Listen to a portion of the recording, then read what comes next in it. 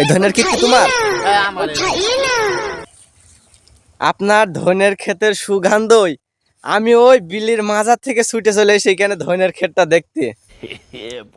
বাসনা তো পাবেই, তা আমার ধরে কিন্তু সার মার না দিলে কি বাসনাটা পাবে? 1 কিলোমিটার দূর পর্যন্ত সব বাসনা তৈরি যাবে। কি অবাস্তব! তা তো হবে একেবারে। কি তাই ধনের চাষে কি লাভ হয়? লাভ যদি না হয় আমি নাগালাম দিয়ে কত বড় ভুই লাগিয়েছি, হয় ফাঁকা মাঠ সব আমি লাগিয়েছি, হয় ফাঁকা মাঠ ওই সব চারিপাশে ফাঁকা মাঠ সব লাগানো আমার জন্য কথা বলুন। 4 হাতের নতুন 3 বিঘে মিটে মোট সব 3 বিঘে জমি লাগিয়েছি। এইটা 1 বিঘে জমি আর পাশে আরো 2 বিঘাতে 3 বিঘে মিলে ধরে পাতলা লাগিয়েছি। তাই এখানে ফাঁকা ফাঁকা কেন? ফাঁকা ফাঁকা হবে না, এখানে সব চোর আসে, এখানে রোজ চোর আসে, সকাল বিকেল রাত সব সময় চুরি করতে আসে।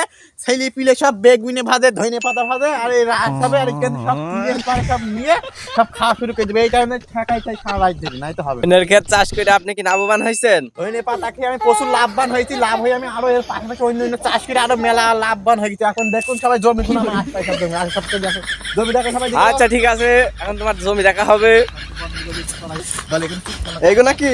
এগুলো কচু, এগুলো বাড়তি আইতে হবে না। কচু লাইন ফেলা রাখেন আপনি, এটা কচু লেগে দিচ্ছে। এটা কি জাতের কচু? এটা এটা হচ্ছে গাল কাঁচা কচু, গাল কাঁচা কচু। গাল কাঁচা কচু?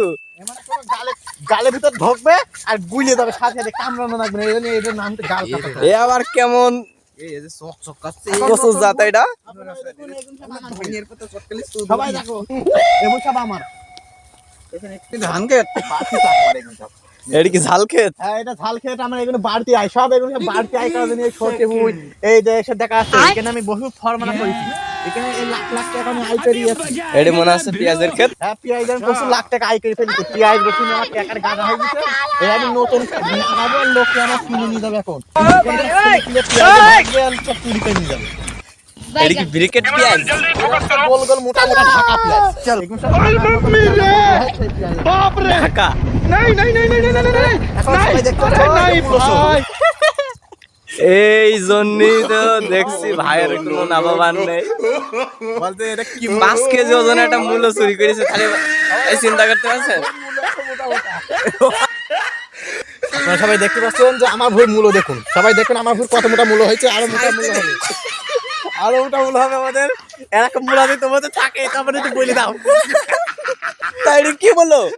ঢাকালি মূল্য মোটা মোটা গোল গোল হয়, এটা মিষ্টিও নাই গুঁড়ো নাই, এটা পাঞ্চে মূল্য। এই কারণে আমরা ঢাকালি মূল্য বলি। তো এটা কি ঢাকার আপুরা কেন? না, এটা ঢাকার আপনারা আমার ভুল হচ্ছে।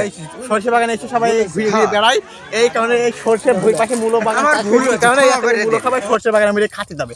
এই কারণে আমি এটা চাষ করেছি সরষে বাগানের মধ্যে মূল্য।